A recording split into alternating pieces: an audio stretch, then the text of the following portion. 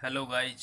देखिए आज हम आपको बताएंगे बेसिक फिजिक्स का सेकंड पार्ट। पिछली वीडियो में हमने आपको विस्थापन, वेग, त्वरण, बल, दूरी, चाल आदि टॉपिक पढ़ाए थे। आज हम आपको बताएंगे वर्क, कार्य किसे कहते हैं। तो वर्क देखिए, वर्क किसे कहते हैं? जो बल और विस्थापन का अदिश गुणनफल को ही क्या कहते हैं? वर्क कहते हैं। अब इसकी डेफिनेशन कैसे दोगे? The scalar product of force F vector and displacement D S vector. अब इन पे वेक्टर क्यों लग रहा है? क्योंकि ये फोर्स और डिस्प्लेसमेंट तो क्या होते हैं? सदिश गुणनफल होता है, सदिश राशि होती हैं ये, तो इसलिए इनके ऊपर एफ वेक्टर लग रहा है। तो इनके अदिश गुणनफल को ही क्या कहते हैं? वर्क कहते हैं। यानी कि बल और विस्थापन के अदिश गुणनफल को ही वर्क कहते हैं। The scalar product of F vector, force of F vector and displacement D S vector is called work, work कहलाता है। अब इसे हम वर्क को W से रिप्रेजेंट करते हैं। तो परिभाषा के अकॉर्डिंग देखिए, द वर्क इक्वल टू होता है force in force multiple displacement, यानी कि बल और विस्थापन के गुणनफल को क्या कहते हैं? वर्क कहते हैं। अब परिभाषा के अनुसार स्केलर प्रोडक्ट लगाना है अपन को, यानी कि अदिश गुणनफल कैसे लिखना है? The W equal to F dot d s. जो यहाँ डॉट है ना, वो ही क्या प्रदर्शित कर रहा है? स्केलर प्रोडक्ट को व्यक्त कर रहा है, अदिश गुणनफल को व्यक्त करता है। ये डॉट प्रोडक्ट होता है। आपने 12th क्लास में पढ़ा होगा, एक तो क्रॉस प्रोडक्ट पढ़ा होगा और स्केलर प्रोडक्ट पढ़ा होगा। तो ये क्या होता है? अदिश गुणनफल होता है। और ये कौन सा गुणनफल होता है? ये सदिश गुणनफल होता है, क्रॉस वाला। ठीक है। तो W इक्वल टू क्या होगा? एफ डॉट डी एस को, एफ डॉट डी एस, है ना। तो इसे ऐसे भी लिखा जा सकता है डॉट प्रोडक्ट को हटाने के लिए, the W equal to F dot cos of theta. अब इसकी वर्क की हम अलग डेफिनेशन ऐसे भी दे सकते हैं कि जब किसी वस्तु को एक स्थान से दूसरे स्थान तक ले जाने में जो कार्य किया जाता है उसे ही क्या कहते हैं? वर्क कहते हैं।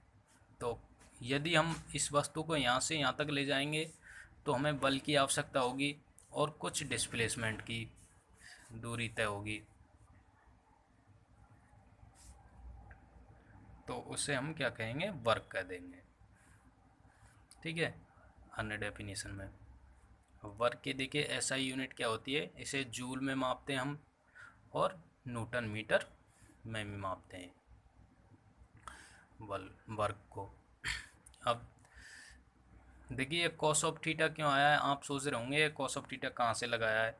तो यदि किसी वस्तु को एक स्थान से दूसरे स्थान में तक जो बल लगाते हैं हम, F vector force, F vector कोण थीटा के साथ एक स्थान से दूसरे स्थान तक ले जाने में जो कार्य किया जाता है ना, तो इनके मध्य जो कोण बनता है वो कॉस ऑफ थीटा से, यहाँ थीटा से आता है, कॉस ऑफ थीटा, इसलिए ये लगाया है। अब इसकी फर्स्ट कंडीशन देखिए, फर्स्ट केस में देखिए, यदि थीटा इक्वल टू 0 हो तब क्या होगा? देन दिस कंडीशन में द वर्क क्या होगा? पैरेलल होगा। ठीक है।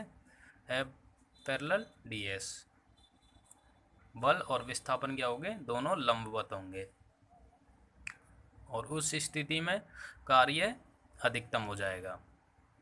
फिर आती है केस सेकंड, इसमें थीटा यदि 90 डिग्री हो तो वर्क क्या हो जाएगा?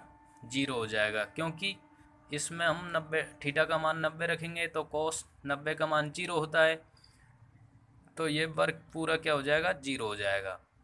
इस स्थिति में बल और विस्थापन क्या हो जाएंगे? एक दूसरे के ऊपर लंबवत हो जाएंगे, पैरेलल हो जाएंगे, तो कोई कार्य नहीं होगा। और यहाँ थीटा का मान 0 रखने पर कॉस 0 का मान 1 होता है, इसलिए यहाँ कार्य हो जाएगा अधिकतम। ये तो हो गया वर्क। इसके बाद आती है एनर्जी। देखिए अगला टॉपिक पढ़ते हैं एनर्जी। एनर्जी क्या होती है? जो कार्य करने की जो क्षमता होती है ना, उसे ही एनर्जी कहा जाता है। तो इसकी डेफिनेशन देखो, the energy is a type of work capacity, है ना, यह कार्य करने की क्षमता होती है ऑफ ए वर्कर, किसी वर्कर के द्वारा कार्य करने की जो क्षमता होती है उसे ही एनर्जी कहा जाता है, एनर्जी होगी। अब इसकी एसआई यूनिट कैसे लिखोगे, इसे इसकी एसआई यूनिट जूल में हो जाएगी या फिर न्यूटन मीटर में हो जाएगी, है ना। और इसकी डायमेंशन क्या हो जाएगी, m1L2T-2। आपको बेमा निकालना सिखाई दिया पिछले वीडियो में, तो इस प्रकार ये बेमा निकाल लेंगे। यदि इसकी एनर्जी की सेकंड डेफिनेशन देखोगे तो कैसे दोगे, देखिए, the ratio of doing work with the time is called energy, यानी कि कार्य करने की जो दर होती है ना, समय के साथ जो कार्य करने की दर, उसे ही ऊर्जा कहा जाता है, एनर्जी कहा जाता है। देखिए एनर्जी के टाइप्स, एनर्जी कितने प्रकार की होती है, एनर्जी 5 प्रकार की होती है, मुख्य रूप से 5 प्रकार की होती है। एक तो काइनेटिक एनर्जी होती है, एक पोटेंशियल एनर्जी होती है, एक मैकेनिकल एनर्जी होती है, एक न्यूक्लियर एनर्जी होती है, एक इलेक्ट्रिकल एनर्जी होती है। काइनेटिक एनर्जी को क्या कहते हैं, गतिज ऊर्जा, इसे स्थितिज ऊर्जा, ये मशीनरी ऊर्जा, मशीनों में पाई जाने वाली होती है। न्यूक्लियर ऊर्जा कौन सी होती है, जो नाभिकों के मध्य होती है, नाभिकों को तोड़ने के लिए आवश्यकता होती है न्यूक्लियर ऊर्जा। इसमें बंधन ऊर्जा भी पाई जाती है न्यूक्लियर में, ठीक है। एक इलेक्ट्रिकल ऊर्जा कौन सी होती है, जो हम घर के पंखों में आदि इलेक्ट्रिकल सामानों में जो ऊर्जा होती है उसे इलेक्ट्रिकल ऊर्जा कहते हैं। अब पहले पढ़ते हैं हम काइनेटिक ऊर्जा। हमारे कोर्स में मेनली रूप से ये दो ही दी गई हैं, काइनेटिक और पोटेंशियल एनर्जी। तो काइनेटिक एनर्जी किसे कहते हैं, तो देखिए, काइनेटिक एनर्जी उसे कहते हैं जब किसी वस्तु में उसकी गति के कारण जो ऊर्जा उत्पन्न होती है उसे ही गतिज ऊर्जा या काइनेटिक एनर्जी कहते हैं। तो इसकी डेफिनेशन देखो, the energy generate in a object due to its motion is called kinetic energy, यानी कि किसी वस्तु में, ऑब्जेक्ट यहाँ वस्तु है, किसी वस्तु में उसकी गति के कारण, उसकी मोशन के कारण उत्पन्न ऊर्जा को ही काइनेटिक एनर्जी कहा जाता है। मान लीजिए यदि वस्तु का द्रव्यमान कितना m है और वेलोसिटी उसका वेग v वेक्टर है, तो काइनेटिक एनर्जी क्या हो जाएगी, ke बराबर 1/2 mv²। इस काइनेटिक एनर्जी को हम ke से व्यक्त किया जाता है, ठीक है।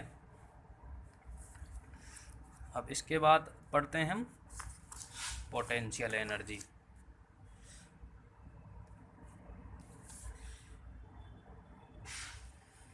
पोटेंशियल एनर्जी पढ़ते हैं, तो देखिए पोटेंशियल एनर्जी क्या होती है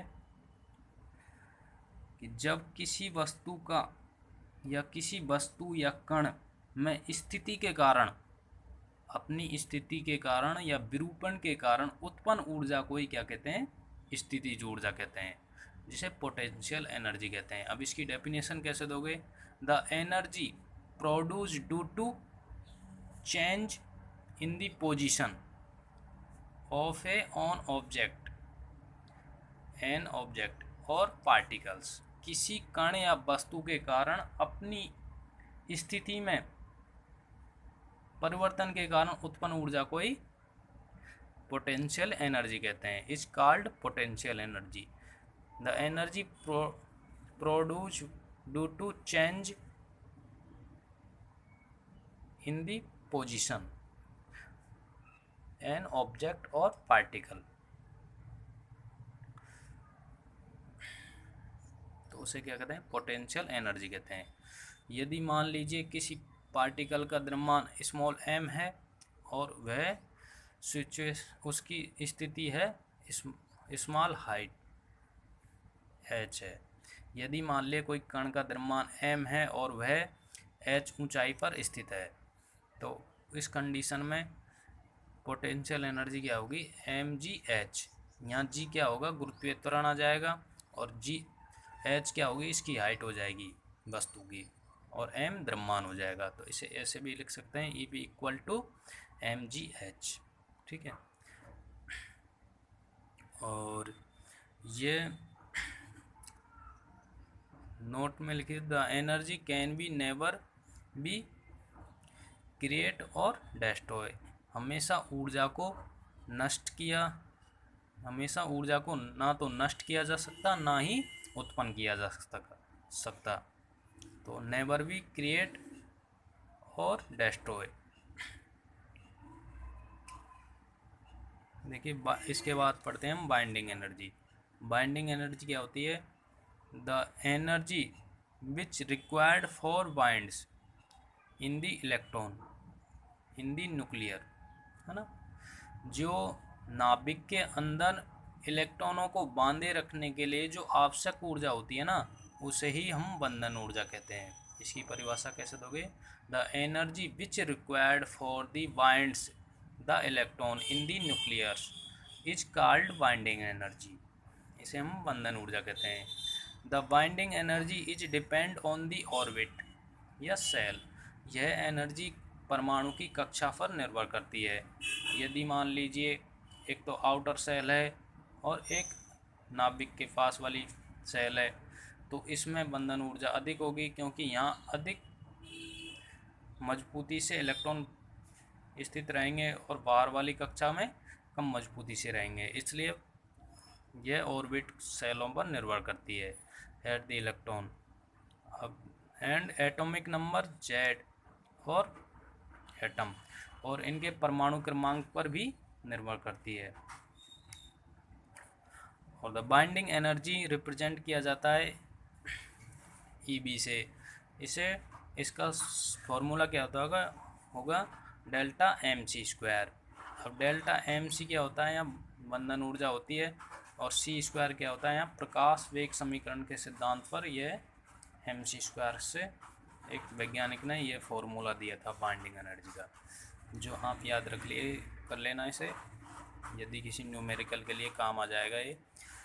ई B equal to Z M P plus A minus Z M N minus capital M atom into C square. C square का मान क्या रखेंगे? 931 मेगावोल्ट। यहाँ जेड एम पी क्या होता है? परमाणु क्रमांक होता है, और ए क्या है? यहाँ जो परमाणु क्रमांक होता है एक तो, और एक परमाणु द्रव्यमान होता है। तो यह परमाणु द्रव्यमान है। परमाणु द्रव्यमान में से परमाणु क्रमांक घटा के नहीं, ये द्रव्यमान जो किसी वस्तु का या प्रोटॉन का मास होता है, और उसमें से टोटल मास घटा दिया एटम का, ऐसे सूत्र आता है। ठीक है, इसके बाद हम अगला टॉपिक पढ़ेंगे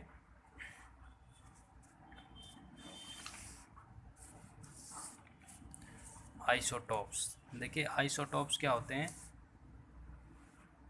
समस्थानिक। समस्थानिक किसे कहते हैं? जिनके परमाणु क्रमांक समान हो लेकिन उनके परमाणु द्रव्यमान अलग अलग हो। तो इसकी डेफिनेशन कैसे दोगे आप? The atom have same atomic number, the atom have same atomic number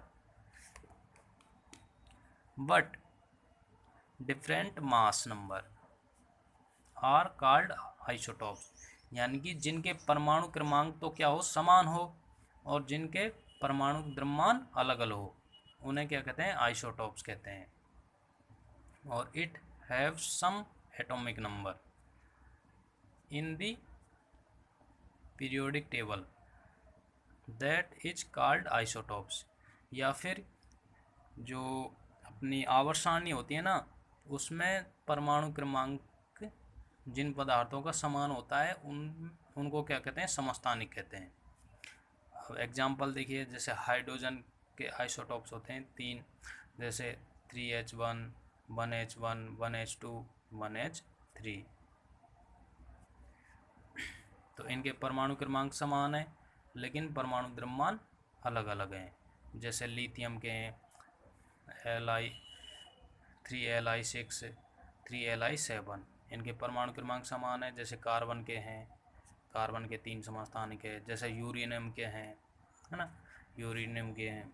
इसी प्रकार अब अगला टॉपिक पढ़ते हैं हम आइसोबार। आइसोबार क्या होता है? समबारिक। समबारिक में क्या होगा? जिनके परमाणु द्रव्यमान तो समान हो लेकिन परमाणु क्रमांक क्या हो? अलग अलग हो, उनको आइसोबार कहते हैं, समस्थानिक कहते हैं, समवारिक कहते हैं। द तो देखिए, the atom which have same mass number but different atomic number are called isobar. जिनके परमाणु द्रव्यमान तो समान हो लेकिन परमाणु क्रमांक अलग अलग हो, उसे आइसोबार कहते हैं। जैसे उदाहरण में 1H3 2He3, अब इनके परमाणु क्रमांक तो अलग अलग हैं लेकिन इनके परमाणु द्रव्यमान क्या है, समान है। देखिए कार्बन के हैं 13, तो 13 यहाँ है। C3 नाइट्रोजन का है ना। और जैसे आर्गन में 40, इनके परमाणु द्रव्यमान सारों के क्या है, समान है। हेलो गाइज, देखिए वीडियो अच्छी लगी हो तो लाइक करें, कमेंट करें और शेयर भी करें, और चैनल को सब्सक्राइब कर लें। जिन लोगों ने चैनल को सब्सक्राइब नहीं किया है तो अधिक से अधिक चैनल को जल्दी से जल्दी सब्सक्राइब भी कर लें। Thank you guys.